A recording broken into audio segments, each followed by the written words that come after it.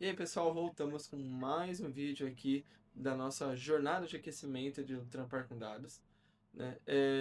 Estamos fazendo essa jornada aqui para preparar vocês aqui para o dia 11, 12, 13. São os dias que vão ter cada dia, né, uma aula gratuita. Então são 3 aulas gratuitas para te ajudar a conquistar os 12 mil por mês trabalhando de casa, né? Então, gente, esse trabalho aqui, ele tá vindo aqui para realmente ajudar a galera a construir uma carreira como analista de dados e engenheiro de dados e conquistar esses salários trabalhando de casa, né? Não é a primeira vez que a gente vai fazer essa aula, mas é a primeira vez que a gente vai fazer 3 aulas, é a primeira vez que a gente faz essa leva enorme de conteúdo aí de aquecimento que eu estou produzindo aqui.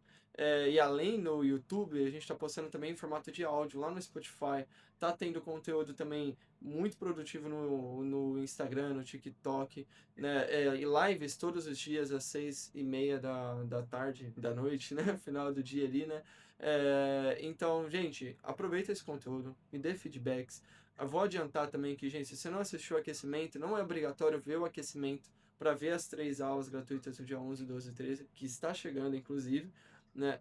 Não é obrigatório, se você não viu nenhuma dessas aulas de aquecimento, se você só viu essa, se você só viu alguma, se você viu todas, se você viu 5, gente, não importa.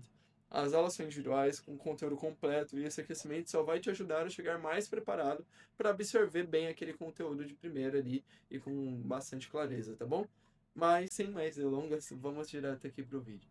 Bom, hoje nós vamos falar sobre um tema que tá um pouco mais popular, tá um pouco mais não, tá muito popular hoje aí no mundo todo, né? As pessoas escutam muito sobre isso pela realidade que nós estamos vivendo e essa realidade, né, e esse assunto tem trazido um pouco de receio para as pessoas, que é inteligência artificial, né? Principalmente quando a gente fala de ChatGPT, porque as pessoas veem o ChatGPT como tipo assim, o surgimento da inteligência artificial, o primeiro contato das pessoas com a inteligência artificial.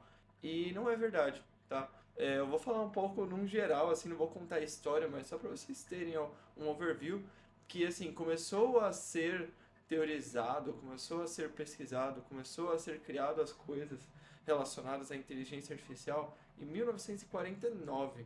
Tá, então foi ali que foi feito o primeiro conceito de redes neurais, ali em 1950 foi inventado pelo Alan Turing também, o teste de Turing, etc.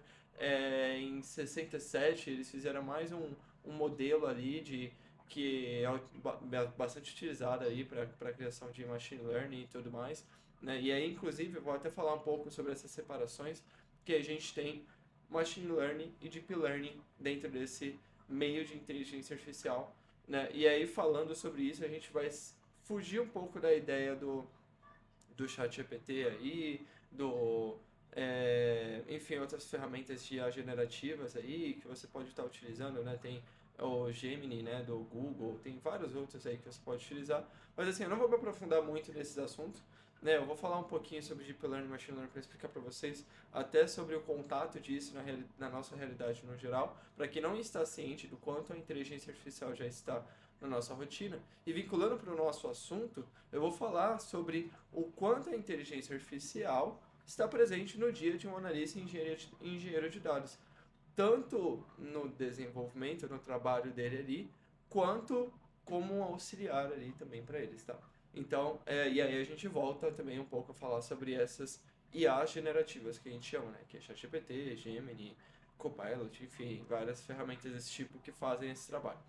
Mas enfim, voltando, vou falar sobre Deep Learning e Machine Learning, tá? O Machine Learning, né, que é o aprendizado de máquina, ele já está sendo utilizado aí no mercado há muitos anos, gente. É realmente muito comum você ver ferramentas, sites, lojas, aplicativos utilizarem e você nem sabe, tá? Porque, por exemplo, você entra numa loja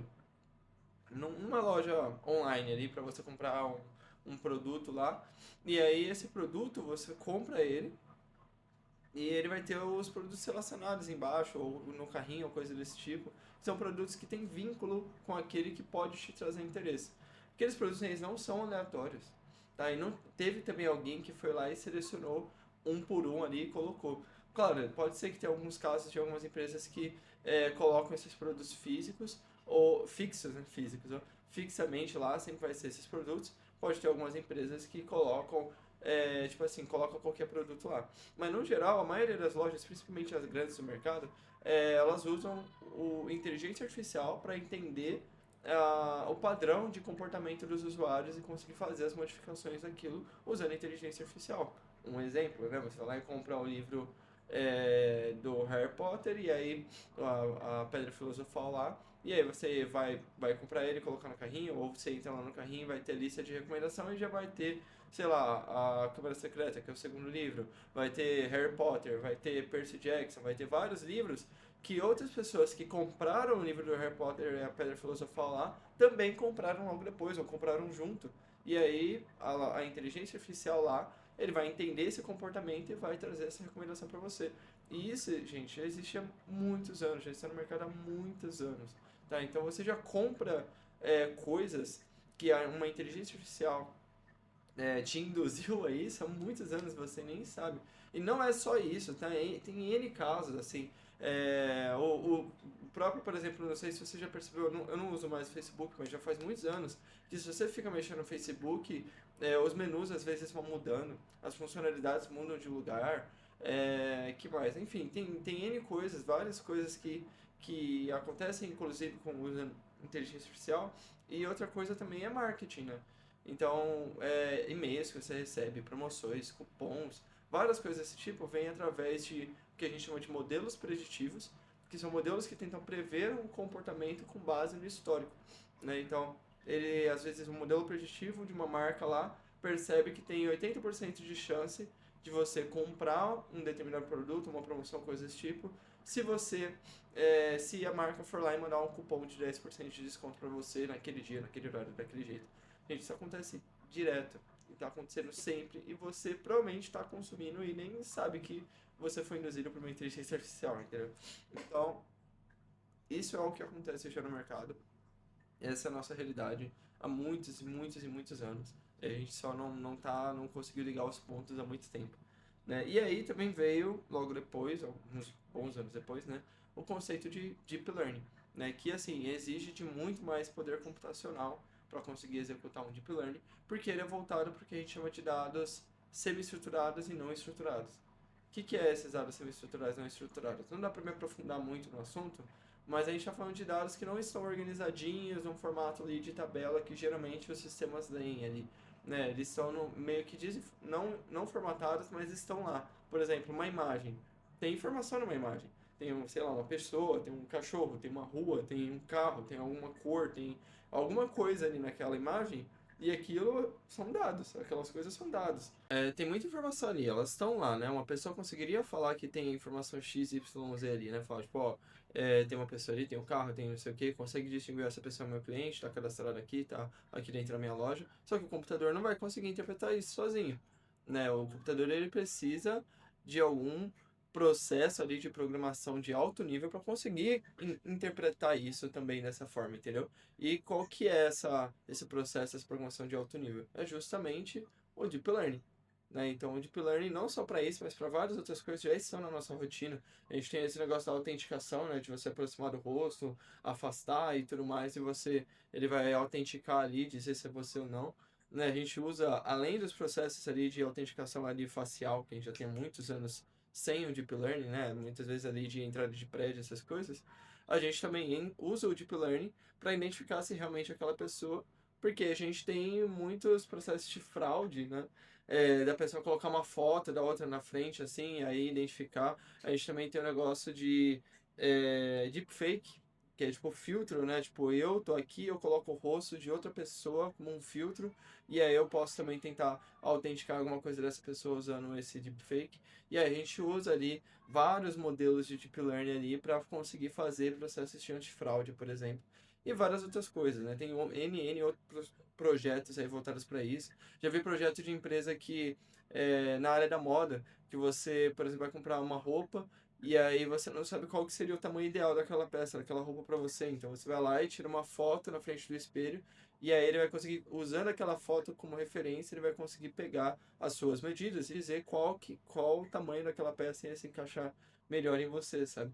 Eu já vi, enfim, N casos desse tipo, de você tirar foto de um produto e aí ele procurar um produto similar daquele naquela loja ou em várias lojas diferentes.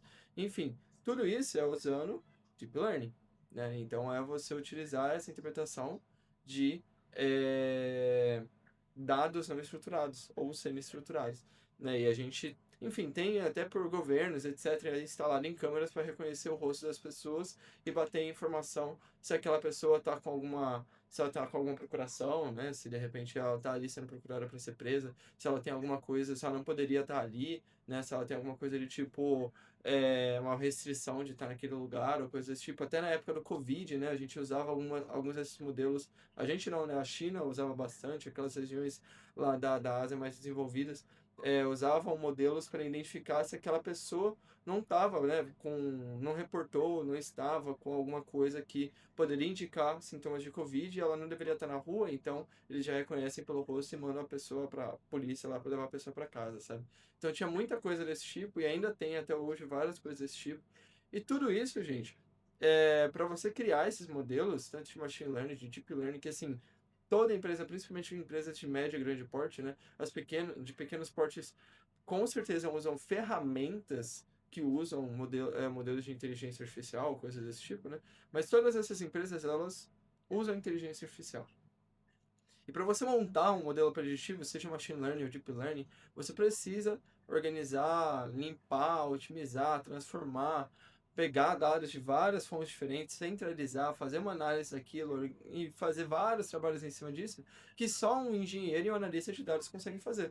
E aí, para avançar isso, para transformar numa inteligência artificial, você traz um cientista de dados, você traz a gente tem os engenheiros de machine learning, enfim, tem vários outros cargos hoje derivados disso. Tem até, hoje, assim, engenheiros de IA generativa, desenvolvedor de IA generativa também, que é específico para esses modelos ali de ChatGPT e etc, né?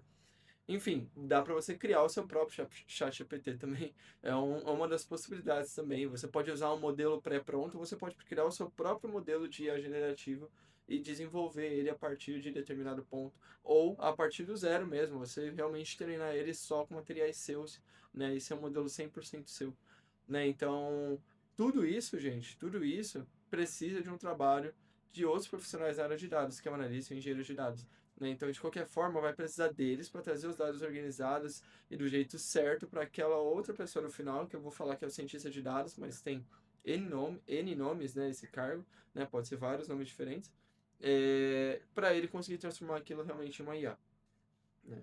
Então, essa é a participação ativa desses dois profissionais para esses dois casos, né? Para esse caso aqui em específico, seja para machine learning, deep learning, seja para IA generativa ou qualquer resultado esperado pela empresa. E aí a gente tem também a pergunta, né, que eu falei que eu ia responder também, que é como que a gente usa a nosso favor as inteligências artificiais, né? Focado principalmente na parte de IA generativa, por exemplo, o ChatGPT, né? Gente, hoje existem IA generativas voltadas só para auxílio e produção de código. Muitas ferramentas que a gente usa no dia a dia. Vou até baixar um pouquinho a câmera aqui. Para você que está no Spotify, desculpa aí. Se você está só ouvindo, eu tive que abaixar um pouco a câmera aqui, mas enfim. É, enfim, existem IA generativas que são voltadas só para desenvolvimento de código e tem ferramenta que, por exemplo, ferramentas que a gente chama de desenvolvimento low code ou no code, né? Que é a ferramenta de você, assim, vou desenvolver um aplicativo, um site ou coisa desse tipo, e você ficar clicando e arrastando, muda a cor, coloca texto, sem precisar usar código ou usando pouco código. Essas ferramentas, elas muitas vezes vêm com a IA integrada nelas, para você falar, faça uma página que tenha isso. Ele já produz, tipo, a página toda estruturada e você só vai fazendo suas alterações. Tem muita coisa pronta assim já.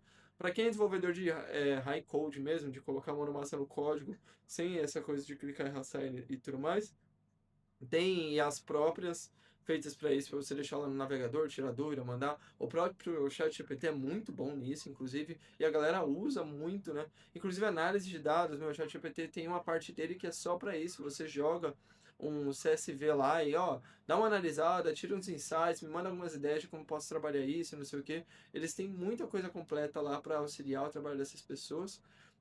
E tem, por exemplo, né, eu falei sobre cloud e tudo mais, as ferramentas de cloud que você produz código, muitas vezes tem uma IA ali do lado, né? Por exemplo, a gente tem o Databricks, por exemplo, que ele tem tipo lá o Copilot lá, que assim, você está programando em Python e aí aparece um erro e ele fala, você quer mandar esse erro para IA? Você fala sim, aí já aparece o chatzinho e a IA fala, ó, tá dando erro por causa disso, disso, disso e disso. Você já lá pega, vai lá, pega a correção, joga ali e resolveu o problema.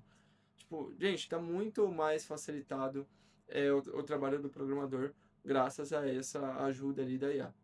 E aí, você provavelmente está pensando, nossa, então, pô, talvez seja uma profissão que vai ser muito afetada pela indústria, né, da inteligência artificial, né, vai substituir essas pessoas. Mas a verdade é que não vai, porque a IA, ela não consegue fazer algo 100% assertivo em praticamente nada, né? Tudo que a IA produz, ela precisa de acompanhamento, ela precisa de avaliação. Você não pode pegar o que uma inteligência artificial gerou e levar como uma verdade absoluta.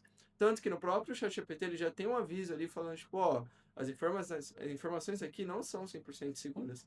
Então, toma cuidado com o que você vai fazer com elas. Porque é verdade, não são. E quando você vai mexer com código, não adianta você, ó, eu não manjo nada de Python, não sei programar Python, e eu vou produzir um negócio absurdo aqui com Python usando só a inteligência artificial. Você vai pedir para ele gerar o código, você vai colocar para rodar e o código não vai funcionar. É simples assim. Aí você vai falar para ele, pô, não funcionou. E ele fala, ah, muda isso, você vai colocar e vai acontecer o quê? Não vai funcionar. Por quê? Porque ele não, dificilmente, principalmente o código já começar a ter uma sair do básico, né? Se você fica no básico, tipo assim, printa uma coisa na tela, pô, vai funcionar. Agora, ó, conecta com uma API, joga os dados ali, conecta com esse banco de dados, joga dados lá, verifica se tem isso e volta para mim, não sei o que, consulta dados de algum lugar, não sei o que. Aumentou um pouquinho a complexidade, que é o mais comum, e eu não estou falando de alta complexidade, eu estou falando de não ser o básico, mas de baixa complexidade, mediana e alta, você ainda assim vai tentar produzir o código e ele vai errar. E aí você vai precisar do programador para ir lá e arrumar, ou pelo menos entender o que ele fez, entender o que ele errou e perguntar para ele, ó, isso aqui tá errado por causa disso, disso, disso, manda uma correção. Então, o programador ainda vai ter que ter aquela noção de como programar. Não tem como um não programador fazer isso só com IA. Eu não vou falar com a. Não tem como um não programador fazer alguma coisa com IA. Não, talvez ele consiga produzir algumas coisas. Mas sempre vai ficando raso, sempre vai ficando básico, sempre vai ficar cheio de erros, cheio de coisa que não deveria estar lá, cheio de pontos, assim, que a IA ela não vai conseguir atender. E a chance de, tipo assim, ele ainda assim quebrar a cabeça por muito tempo e no final não conseguir fazer algo funcional, aquele código simplesmente quebrar e não funcionar de jeito nenhum e ele não conseguir avançar, é alta, é muito alta mesmo, tá? Então, é, não importa se a IA já está fazendo código ali, já está produzindo coisa por conta ali, não vai tirar o cargo do engenheiro de dados, do analista de dados, até naquela visão que eu falei de análise de dados e tudo mais, eles não vão perder o emprego para a IA, porque ela não vai ser realmente assertiva ali e substituir o trabalho dele. Ela vai ser o facilitador, que é assim, vou tirar uma dúvida sobre alguma coisa. Não estou conseguindo resolver o problema, vou pedir uma opinião ali da IA para ver se eu tenho algum insight de como resolver esse problema. Eu não sei por onde começar. Ou melhor ainda, que é uma coisa que eu gosto de fazer. Eu estou com um projeto e eu preciso iniciar ele numa estrutura legal. Eu vou lá e falo com a IA qual que é todo o projeto que eu vou desenvolver, para que ele me mande a estrutura ali para eu ter essa estrutura como ponto de partida. Eu não faço isso em todos os meus trabalhos, porque, claro, principalmente em grandes empresas, essa estrutura sempre está pronta já. Mas eu estou falando de pequenos projetos ali, de pequenas empresas ali, que você tem que produzir algo do zero. Tipo assim, eles não têm repositório de código, você vai ter que escolher qual linguagem de programação, vai ter que escolher onde você vai subir, você vai ter que fazer meio que tudo do zero, porque eles não têm nada. Então, pô, vou ter que criar uma estrutura meio que do zero. Eu vou treinar ali um chat ali no chat GPT, já falando qual que é o projeto que eu estou trabalhando, pedindo para ele montar uma mini estrutura inicial, que não vai servir para nada, que ele é uma infraestrutura para nada, assim, não vai ser funcional, não vai resolver o desafio sozinho, ele vai só iniciar o processo para que eu consiga utilizar isso como ponto de partida, e a partir disso, se aparecer um erro, se aparecer alguma dúvida, se eu ficar empacado em alguma coisa, eu consigo utilizar aquele código para me destravar e conseguir fazer eu avançar com várias coisas, entendeu? Mas é esse o limite da IA no nosso trabalho como engenheiro analista de dados, e eu acredito que para os desenvolvedores no geral também, né? Então, podem ficar despreocupados, a IA não vai roubar o seu emprego antes de você começar, inclusive, né, como engenheiro analista de dados. Muito pelo contrário, ele vai facilitar, e eu até adianto que, assim, para os júniors isso é ouro, tá? Mas é um ouro que você tem que tomar muito cuidado, porque, tipo assim, você consegue produzir mais, porque você vai saber, eu acredito que muitas vezes a gente empaca porque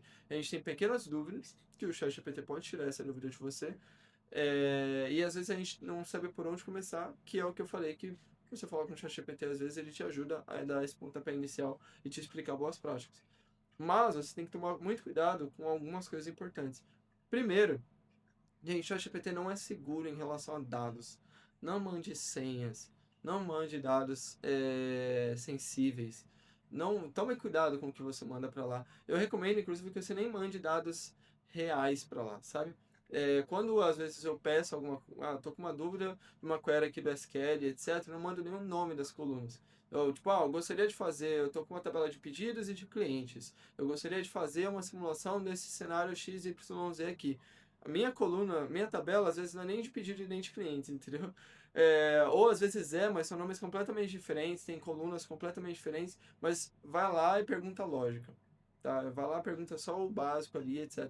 Se for um projeto pequeno que você está iniciando agora, assim, eu estou até exagerando um pouco na segurança, você pode falar o nome das colunas e da tabela. Não tem problema, porque isso não vai ajudar um hacker a invadir a sua empresa, né? Mas se invadir por causa do seu chat GPT, ele vai ter até o nome das tabelas das colunas. Então, se você não passar senha, se você não passar links, né, de acessos, se você não passar nomes de usuários, se você não passar essas coisas, fica mais fácil de você perguntar esse nível de coisa. Só entenda também o nível de segurança da sua empresa para você não se quebrar aí ou não machucar ali a sua empresa de alguma forma, né? Então tome cuidado com isso, porque eu já vi gente sendo demitida por causa disso, mais de uma vez. Então tome muito cuidado para enviar essas coisas para lá. Não é realmente muito seguro, né? E o outro ponto não é assertivo. Então toma cuidado ali na hora de perguntar, de levar aquilo como verdade, que eu já falei que, tipo assim, não tem como você levar isso realmente, tipo assim, como o seu professor principal. Você precisa usar aquilo só para você ter como uma base para construir algumas coisas ali. Mas não leva como o gênio da lâmpada que tem todas as respostas. Tá bom? Bom, tudo que eu precisava falar sobre inteligência artificial ali voltado para nossa área eu falei. Tanto a forma que a gente interage aqui com a IA quanto para produzi-las. Eu espero que eu tenha esclarecido as dúvidas de todo mundo a respeito disso. Gente, muito obrigado por acompanhar até aqui. Por favor, me deixa a sua opinião aí, comenta aí, me manda mensagem lá na DM, mas de alguma forma deixa a sua opinião sobre o que você está achando do conteúdo, tá bom? Se você não se inscreveu ainda, tá? Tem link lá na bio no meu Instagram para você ver as aulas gratuitas, tá? Você tem que se inscrever lá naquele link, lá numa landing pagezinha, tá? Então, não deixe de se inscrever que aquele conteúdo é muito completo e você vai receber muita coisa boa aí para sua carreira como engenheiro analista de dados, ok? Então, muito obrigado até aqui e valeu!